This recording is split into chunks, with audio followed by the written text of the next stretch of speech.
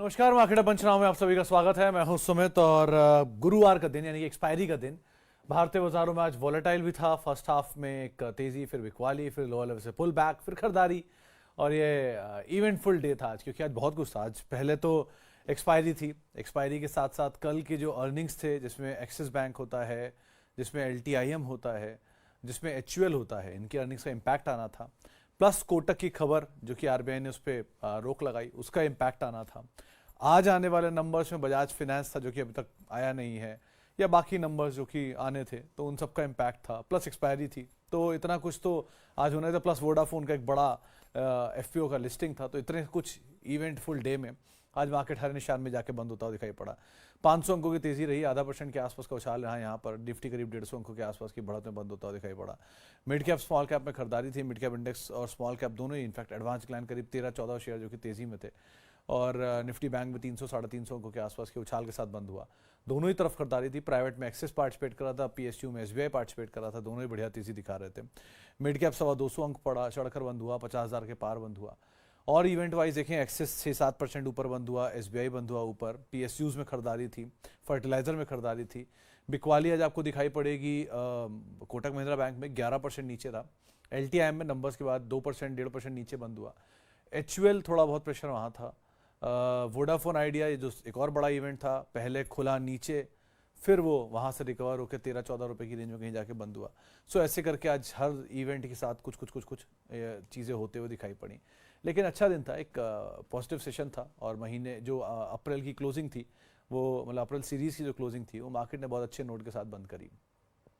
एक समय पर विक्स 8-8.5% ऊपर भी गया था, लेकिन बाद में थोड़ा सा कूल ऑफ हुआ। अब मई सीरीज़ और ज़्यादा वोलेटाइल रहेगी, क्योंकि मई सीरीज़ में और बड़े बड़े इवेंट हैं। अर्निंग्स तो हैं ही जो चलेंगे ही आगे, प्लस अब इलेक्शन के रिजल्ट्स और धीरे एग्जिट पोल्स एंड बाकी चीज़ें भी आनी शुरू हो जाएंगी। तो बहुत कुछ होना है अभी आगे। और प्लस अगर कुछ और इजराइल एंड ईरान और कोई जियो पॉलिटिकल इशू नहीं आया तो बात अलग है। लेकिन ये कुछ चीज़ें हैं जिनको आप सर्टेनली मान के चल सकते हैं कि इवेंट आपकी वोलेटिलिटी बढ़ाएंगे आने वाले समय में। फिर भी मिड कैप 50,000 के ऊपर बंद है और ब्रॉडर मार्केट की स्ट्रेंथ मार्केट में भी बरकरार है, तो उस पार्ट को आप याद रखिएगा।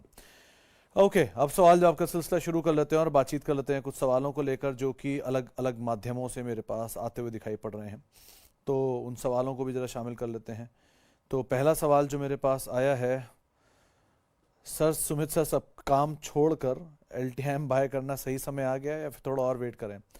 शेख साहब देखो, आज का जो लो है वो आपका स्टॉप लॉस है, उसके साथ आप शुरुआत कर सकते हैं। सब काम छोड़ के कभी कोई काम मत करिएगा। सब काम पहले अपनी जगह है, उनकी प्रायोरिटी अपनी है, ये प्रायोरिटी अपनी है। Market could be one of the avenues but not all the avenues. So आप पहली चीज़ तो थोड़ा थोड़ा करके अगर लेना चाह रहे हैं यहाँ ले सकते हैं। आज का लो आपका स्टॉप लॉस रहेगा। और सेफ जाना है तो आज के लो से 20 रुपये नीचे का स्टॉप लॉस डाल लीजिए, लेकिन स्टॉप लॉस आज के आसपास ही रहेगा। आज का लो इसलिए बोल रहा हूँ क्योंकि लगातार कोई स्टॉक टूट रहा था, टूटते टूटते उसके बुरे नतीजे आए। जो अनुमान था बुरे का, लेकिन और बुरे नतीजे आए, और उसके बाद उसने आज एक नियर टर्म लो हिट किया। हिट करके घूमा, फिर वापस लो के आसपास आया, लेकिन वहाँ से घूम के फिर वो ऊपर चला गया। सो अभी तो लग रहा है नियर टर्म यही आज का सपोर्ट है।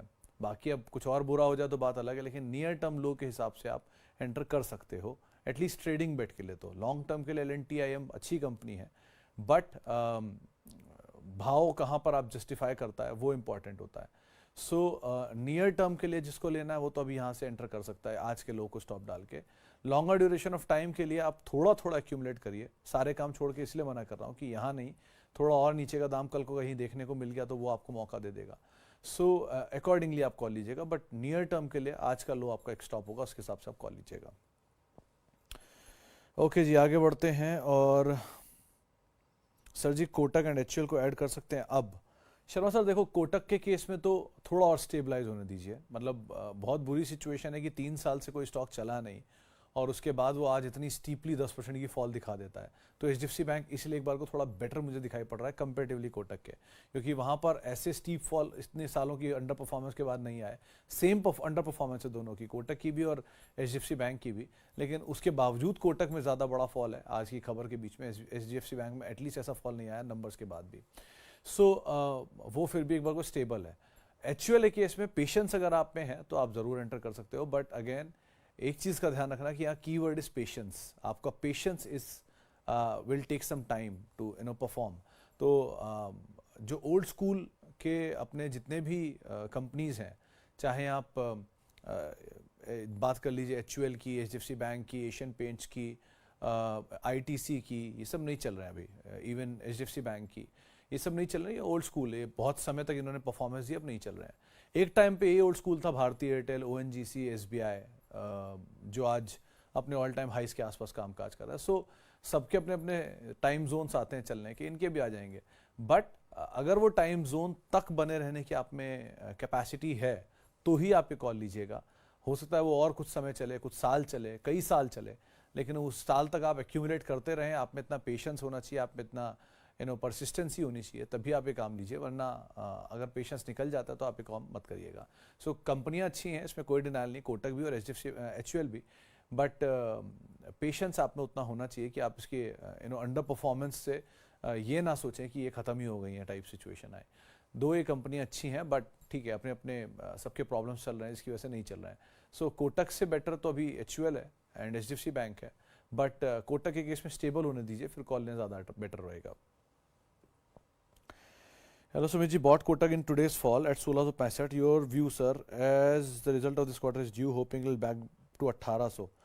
तो सर पहली चीज़, अगर आपने आज कोटक खरीदा है तो आप ट्रेडिंग बैठे हो कि आप अर्निंग भी देख रहे हो और ये भी देख रहे हो, तो मैं एज्यूम कर रहा हूँ कि आप बहुत लॉन्ग टर्म के लिए नहीं ले रहे हो. उस केस में आज का लो या आज के लो से 10 रुपये नीचे का एक स्टॉप लेके आप एंटर करना, क्योंकि एक स्टीप फॉल आया है और आज के दिन आया है, यानी कि एक्सपायरी के दिन लास्ट में फॉल आया है. तो हो सकता है नेक्स्ट नई सीरीज़ के अंदर जो भी शॉर्ट सिस्टम में लेके गए होंगे वो कहीं ना कहीं कैरी करने आएंगे या फॉरवर्ड करने आएंगे या रिकवर करने आएंगे. तो शायद आपको थोड़ा रिस्पाइट मिल जाए. तो क्योंकि अंडर परफॉर्मेंस ऐसा चला तो था नहीं, इसकी वजह से लोग शॉर्ट करेंगे ऊपर के लेवल पे, तो शॉर्ट यहीं पर ही है, तो घूमना तो चाहिए इसे आइडियली. इसलिए एक स्टॉप लॉस आप यहाँ से 10-20 रुपये नीचे का स्टॉप लॉस डाल के आज के लो से आप एंटर कर सकते हो. And look for the number. अब नंबर खराब भी आ जाएंगे तो ऑलरेडी कोटक पहले ही वीक है. लेट्स सी कैसे कामकाज करता है. जो कुछ लोग हैं मार्केट में, दो पार्ट हैं, जो ब्रोकरेज ग्रुप्स हैं या अलग अलग व्हाट्सएप ग्रुप्स हैं हमारे, उन सब में ये दो तरह की बातें हैं. कुछ लोग इसको बाय कर रहे हैं ये कहते हुए कि क्रेडिट कार्ड का हिस्सा बहुत छोटा है. IIFL केस में भी ऐसी जग आया था, आप लॉन्ग कर सकते थे. कुछ लोग कह रहे हैं कि नहीं है, स्ट्रक्चरली इशू है, बहुत दिन से ये चल नहीं रहा और वैसे भी ये खराब ही है. सो इस तरह से दो पार्ट बटे हुए हैं. लेकिन अब आप किस तरह का मत लेते हो ये आपके ऊपर है. बट कम बैक तो होना चाहिए कोटक का. इतना पहले भी एक्सिस में भी ऐसी सिचुएशन थी, आज से 4 क्वार्टर पहले तक एक्सिस का भी एक बारी बहुत मासिव लॉस आया था. वो लॉस के बाद एक्सिस ने भी एक गोता लगा दिया था नीचे, 600-700 रुपये तक शायद वो आ गया था, वहाँ से घूम के एक्सिस चल गया. So bad time comes, let's see how they tackle it. तो आप अभी के लिए तो लेना चाहो ले सकते हो, बट एक स्टॉप लॉस क्लोज रखना और लॉन्गर ड्यूरेशन के लिए थोड़ा स्टेबल होना चाहिए, फिर ज़्यादा बेटर रहेगा. Okay, hello Sumit ji, both हो गया, कोटक पे बात हो चुकी है. Sir where you see market after 4 June if current government win. Mishra sir देखो, इफ करंट गवर्नमेंट विन और करंट गवर्नमेंट डोंट विन, दोनों ही सूरतों में market will remain bullish. One, इसलिए नहीं कि बहुत बुरा गोता आ जाएगा, गोता खाएगा, शायद टूट भी जाए, बड़ा डिप आ जाए, एक बड़ा फॉल आ जाए, but with time it will come back to the zone where we are right now. इससे पहले ही बहुत सरकारें आई, सरकारें गई, सरकारें बदली. देश वैसे ही चल रहा है, चलता ही रहेगा धीरे धीरे. सरकारों का होना बहुत इंपॉर्टेंट है, रोल है उन सबका अपना अपना, और उनके हिसाब से ग्रोथ डिसाइड होती है, इसमें कोई डिनाइल नहीं है. But still Indian growth story will remain intact, चाहे ए गवर्नमेंट रहे या बी गवर्नमेंट रहे. मेरा पॉलिटिकल पक्ष नहीं है, क्योंकि मैं I am not very much good in politics, तो मुझे इसके बारे में ज़्यादा आइडिया नहीं है कौन सरकार, कैसे सरकार क्या करेंगे. बट इतना समझ में आता है कि बहुत सारी अर्निंग्स, बहुत सारी कंपनीज की अर्निंग्स के ऊपर EPS आती है, उस EPS पे निफ्टी की EPS आती है, उस निफ्टी की EPS के ऊपर बाजार चलता है. बाकी चीज़ें अपनी जगह हैं, वो भी geopolitical issues, how to handle situations, everything, crude के ऊपर, RBI के ऊपर, सेबी के ऊपर, बहुत सारी चीज़ें और भी हैं, agree. But end of the day एक बाजार का अपर सर्किट UPA में ही लगा था, और बाजार की तेज़ी एक बड़ी जो आप देख रहे हो वो ND में भी देखी है. तो दोनों ही सरकारों के बीच में बाजार बहुत बढ़िया चले हैं. सो बाजार तो चलेगा ही, इतना तो क्लियर है. अब कैसे चाल आएगी, कितने झटके आएंगे, आप क्या सुनना चाह रहे हो मुझे नहीं पता. बट अगेन यही बोलूँगा कि market will remain intact, market will remain bullish. So I am a super bull, so I have no idea about the other thoughts. यही कहूँगा कि आप अच्छे शेयरों को पिक करिए किसी फॉल में and buy on dips. That is the best thing what you can do. मतलब हमारे हाथ में कोशिश ही होती है, बाकी तो जो होना है वो तो होके ही रहेगा, लेकिन कोशिश आप कर सकते हो वो करते रहो. Hello sir, can I make fresh entry in Cochin shipyard and what about Indian hotel, ये और गिरेगा? अभी तो रुक जाओ समांता जी, क्योंकि ये आज तो नंबर ही आए हैं और नंबर्स का एक स्टीप रिएक्शन था आज फर्स्ट हाफ के बीच में. सो नंबर्स को तो अभी थोड़ा और कूल ऑफ होने दीजिए. जहाँ थोड़ा स्टेबलाइज होना शुरू हो वहाँ एंटर करिए. देखिए किसी भी कंपनी के केस में कोई भी इवेंट हो, एग्जाम्पल देता हूँ, अभी कुछ दिन पहले एक डॉक्टर रेड्डीज का इवेंट आया था, तब डॉक्टर रेड्डी में एक बहुत स्टीफ फॉल आया था 5400 के आसपास. फिर वो 5400 पे रुका रहा, बहुत दिन तक वहीं घूमता रहा, 54-56 के बीच में. फिर सडनली चलना शुरू हुआ, आज 6200-6300 के आसपास आ गया. लाइकवाइज यूनाइटेड स्पिरिट्स मुझे याद है, टाटा कम्युनिकेशन मुझे याद है. इन सब में ऐसे इवेंट्स आते हैं और जग्स के बीच में वो शेयर कुछ दिन के लिए स्टेबलाइज नीचे चले आते हैं, कुछ रेंज में चले आते हैं. उन रेंज में जहाँ वो स्टेबल होते दिखे वहाँ आप उन्हें एक्यूमुलेट करना शुरू करो. क्वांटिटी आपके हिसाब से आप डिसाइड करोगे, लेकिन आप एक्यूमुलेट कर सकते हो वहाँ पर. वो स्टेबल हो जाए, अच्छी कंपनियाँ ऑब्वियसली, उसमें आप फिर पार्टिसिपेट कर सकते हो. तो अभी इंडियन होटल में थोड़ा स्टेबल होने दीजिए, LTIM में स्टेबल होने दीजिए या कोटक में स्टेबल होने दीजिए, क्योंकि कंपनियां नहीं खराब हो गई हैं, दौर थोड़ा खराब है. दौर थोड़ा स्टेबल हो जाए उसके बाद एंटर कर लिए, ज़्यादा बेटर रहेगा. लेकिन आउटराइटली सिर्फ इसलिए कि वो आज गिर गया तो मुझे लेना है, ये मत सोचिए, या पैनिक में बताइए कि मुझे खरीदना है, मेरे पास है मैं और ऐड कर लूँ. तो थोड़ा स्टेबल होने दीजिए, कहीं भागे नहीं जा रहे हैं, कल भी रहेंगे, तब आप एंटर कर लीजिएगा. मेटल के बारे में क्या व्यू है? अगर टाटा स्टील होल्ड करिए, GMDC होल्ड करिए. वो आपकी तो खरीदारी इतने नीचे की तो आपको तो कुछ सोचने की ज़रूरत ही नहीं है. दुड़ी साहब अभी आप बने रहो, कल ही इनफैक्ट ये कैपिटल निकाल चुके, फिर तो वैसे ही सेफ हो आप. कल ही आशीष बहेती से मेरी शाम को एक शो में बात हो रही थी, तो उन्होंने यही बात मेंशन की थी कि मेटल की साइकिल में, क्योंकि फेरस नॉन फेरस का मूव होते हैं, तो एक मूव आ चुका है, अब सेकंड मूव मतलब एक मेटल में आ चुका है, अब बाकी मेटल भी पार्टिसिपेट करने चाहिए. तो कॉपर के प्राइसेस, जिंक के प्राइसेस तेज़ी में हैं. सो शायद ये बाकी मेटल कंपनियों के लिए बेटर रहेगा. तो आप एटलीस्ट बने रहो, और आप कैपिटल निकाल चुके हो तो आपके पास वैसी कोई खास हार्म नहीं है, तो बने रहना ज़्यादा बेटर है ऑब्वियसली. बट ये बात याद रखिएगा कि ये इटर्नल लॉन्ग टर्म साइकिल जो होती है कि 10 साल के लिए लेके टाटा स्टील डाल दिया है, 20 साल के लिए मैंने हिंदुस्तान कॉपर लेके डाल दिया, ये मत सोचिए. ये मेटल साइकिल में चलता है. सो इटर्नली चलने वाले स्टॉक्स हैं कि नहीं, ये मतलब आपके भाव से तो ऊपर ही रहेंगे ऑब्वियसली, लेकिन वो रिटर्न की प्रोबेबिलिटी उतनी हाई उनमें शायद ना रहे जितना एक सिक्योलर स्टॉक्स के अंदर होता है. तो साइक्लिकल वाले स्टॉक में साइकिल के हिसाब से ही आप काम करिएगा. थैंक यू अरोड़ा साहब, बहुत बहुत शुक्रिया. Can you please give me advice of KRBL LT foods, looking forward to buy 2000. Arora साहब अगेन कोई भी कमोडिटी बेस्ड, जैसे आपको एग्जांपल देता हूँ, कोकोआ की कीमत आप सबने पढ़ी होगी कि अभी हाल फिलहाल में बहुत बड़ा मल्टी बैगर बना है. कोकोआ वो जो चॉकलेट में यूज़ होता है, उसकी कीमतों में बहुत ज़ोरदार तेज़ी आई है. ये वन ऑफ है, पहले कॉफ़ी में आई थी, अब कोकोआ में आई है. तो उसका इम्पैक्ट आया मनोरमा इंडस्ट्रीज़ पे. आपने शायद कुछ लोगों ने नाम भी ना सुना हो. वो चले, बहुत चला और चल के अच्छा चला, मतलब एक साल में 200 रुपये शेयर 600 रुपये हो गया. सो क्योंकि कॉफ़ी प्राइसेस भागे, कोकोआ प्राइसेस भागे, और वो उसका एक डिस्ट्रीब्यूटर है, तो या उसका वो उस कामकाज में उसके तो चला.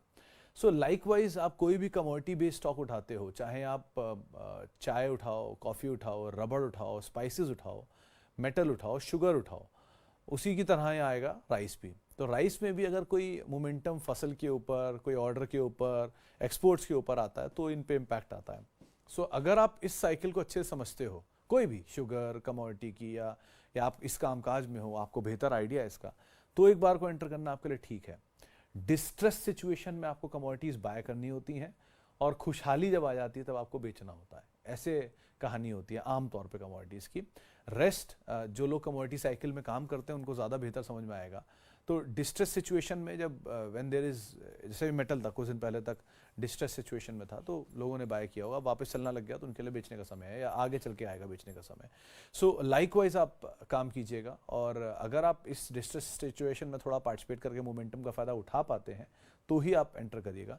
लॉन्ग टर्म स्टोरी के हिसाब से फिर वो अदानी विल्मर आ जाएगा, क्योंकि बड़ा प्लेयर वो भी राइस का है, या बाकी प्लेयर जो बड़े बड़े पतंजलि एंड ऑल राइस के बड़े प्लेयर हैं वो भी पार्टिसिपेट कर सकते हैं. बट सिक्योलर स्टोरी थोड़ी मुश्किल होती है कमोडिटी ट्रेडिंग में. ओके जी, आगे बढ़ते हैं. और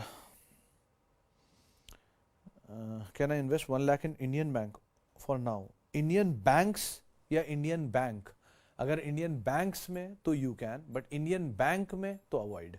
क्योंकि इंडियन बैंक्स मतलब भारतीय बैंकों में तो हाँ, अगर सिर्फ एक इंडियन बैंक में तो अवॉइड। एक स्पेसिफिक बैंक में इतनी बड़ी पूंजी एक बार में कभी नहीं डालनी चाहिए। 1 2 बैंक में अगर आपको डालना ही है तो बड़े बड़े बैंक्स जो खस्ता हाल में मिल रहे हैं, जिसके ऊपर अभी बातचीत चल भी रही थी, उनको आप पहली प्रेफरेंस दे सकते हैं इंस्टेड ऑफ इंडियन बैंक। 3 अगर आपको आउटराइटली बाजार में रहना है और आपको लगता है बैंक मुझे कभी सूट नहीं कर रहे हैं या बैंकों की सिचुएशन समझ में नहीं आ रही है, बाय निफ्टी बैंक ETF।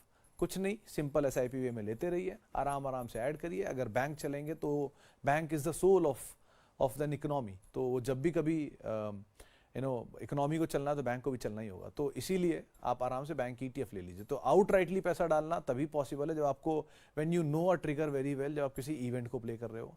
2 आप अगर किसी एक पर्टिकुलर कंपनी में जा रहे हो तो मैं अज्यूम करता हूँ आपको ज़्यादा पता होगा उसके बारे में, तभी एंटर कर रहे हो, या कोई इनसाइडर होगी तभी एंटर कर रहे हो, वरना आप आउटराइटली कभी ऐसे मत जाइए। Bank ETF, Nifty ETF, IT ETF, mid cap, next mid cap, इन सब तरह के इंस्ट्रूमेंट्स का इस्तेमाल करिए, पोर्टफोलियो बनाने में फोकस करिए इंस्टेड ऑफ एक किसी पर्टिकुलर बैंक पे पैसा डालने के। ओके जी, आगे बढ़ते हैं। और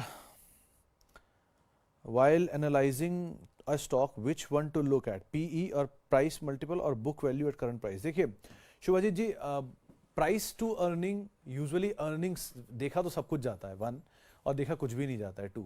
आपका गट विथ टाइम आपको अपने आप समझा देता है कि क्या लेना है क्या नहीं लेना। But if in case you have to go for a fundamental thing, तो पहले प्रोडक्ट, प्रोफाइल, पोर्टफोलियो कंपनी का, प्रोमोटर कैसा है, डेट कैसा है, प्रॉफिटेबिलिटी कैसी है, ग्रोथ कैसी है, अदर इनकम का हेड कितने हैं, डिविडेंड पेइंग है कि नहीं है, प्लस फिर आती है बात पी एंड पीवीज की।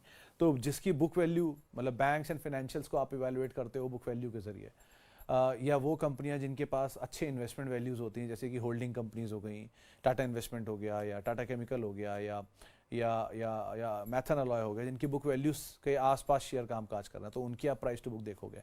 लेकिन कई लोग प्राइस टू सेल्स देखते हैं, कुछ लोग मार्केट कैप देखते हैं, तो बहुत सेल्स टू मार्केट कैप का रेशियो देखते हैं, बहुत कुछ सारे रेशियो तो आप आपके हिसाब से आप इवैल्यूएट कर सकते हो। बट जनरलाइजली प्राइस टू बुक आप फिनेंस में देखा जाता है, प्राइस टू अर्निंग यूजुअली आप उन कंपनियों में देखते हो जो कि रिसेंटली जिनके पिकअप आने नंबर शुरू होते हैं, जैसे Sharda motor is very good to price to earning क्योंकि ऑटो एंसिलरी है, लेकिन प्राइस टू बुक में आपका बैंक्स होगा, तो अकॉर्डिंगली आपको यहाँ पे कॉल लेना होगा। लेकिन कोई बहुत एक पर्टिकुलर तरीका नहीं होता है। चलिए फिलहाल अब इतने सवालों शामिल करूंगा, माफी उन सभी लोगों से इनसे बातचीत नहीं हो पाई, बहुत बहुत शुक्रिया उन सभी लोगों का जिन्होंने सवाल पूछा। आपसे मुलाकात होगी अब 5:30 बजे, और आप मेरे साथ जुड़ सकते हैं @सुमित रिसर्च मेरा ट्विटर हैंडल है।